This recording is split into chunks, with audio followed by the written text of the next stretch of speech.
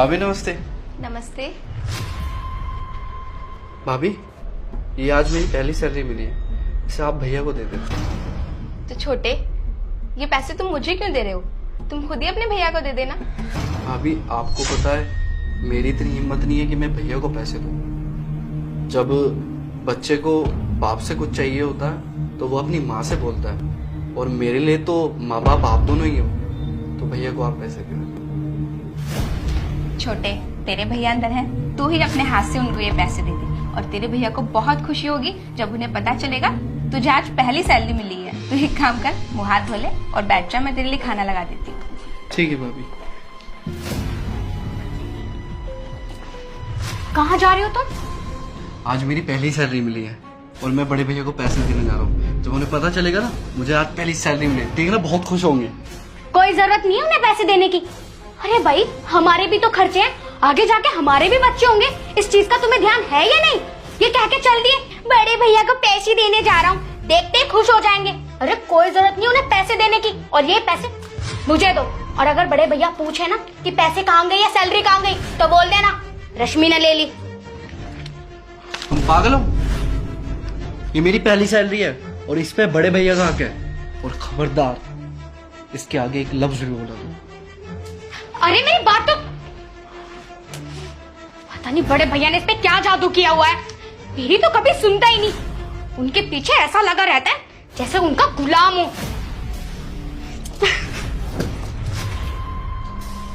बड़े भैया ये मेरी पहली सैलरी है। छोटे, इस पैसे को तू मुझे क्यों दे रहा? या तो तू रख या छोटी बहू को दे दे।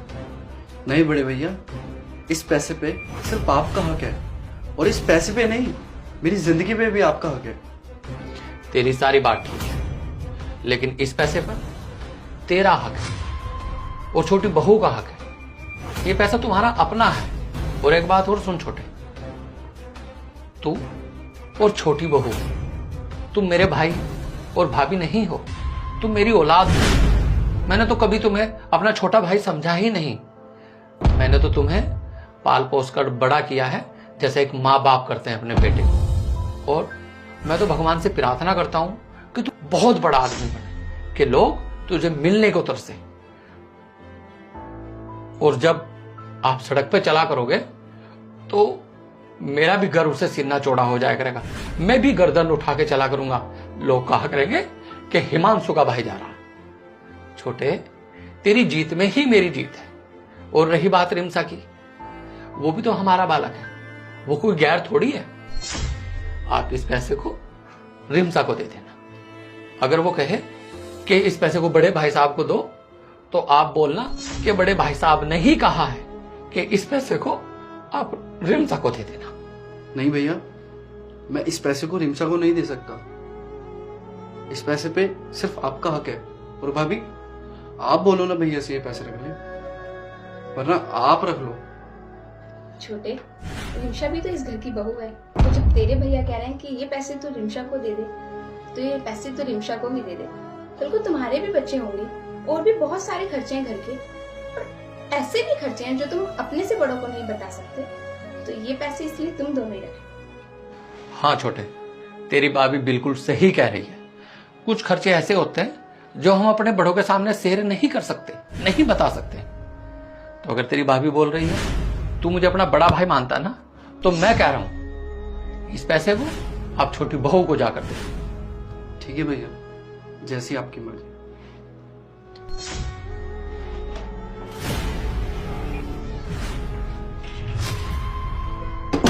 देख लिया बड़े भैया हमें कितना प्यार करते हैं, और मुझे तो प्यार करती है, तुम्हें कितना प्यार करते हैं।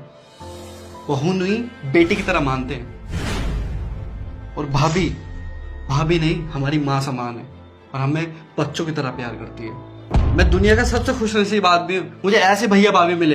अरे लोगों को तो माँ बाप का भी प्यार नहीं मिलता ऐसा। और तुम, ये पैसे भैया भाभी ने तुम्हें रखने के लिए दिए हैं, और तुम उनके बारे में इतना गलत बोलती हो, इतना गलत सोचती हो। और मुझे तो तुम्हें अपनी बीवी कहते हुए भी शर्म आती है। और एक बात और सुनो, आज जो अगर तुम इस घर में हो ना, सिर्फ भैया भाभी की वजह से हो, क्योंकि वो तुम्हें सबसे पहले पसंद करके आए। हिमांशु, मुझसे बहुत बड़ी गलती हो गई, मुझे माफ कर दो।